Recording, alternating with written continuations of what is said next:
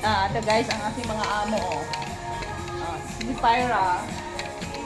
May Donya si Pyra. My Princess Kit Kat. Where are you, Kit Kat? This is my amo. Yan. Ito yung aking baby amo. Aray ko, Diyos ko po. Malalambing ang aking mga amo. Hindi ba? Gusto nila magpakarga lagi sa Yaya Maricel. Lalo na to, ang aking among malambing. Gusto niya laging karga ni Mama Maricel. Ni Yaya Maricel pala. Na ka! Yung isa naman, ay, asan may aking, diba, ang kukulit na aking mga amo. Pinakain ko na yan bago ako nagzimba-zimba. Ito, mapait ito. Masuging lang pag nakita niya ang kanyang kuya.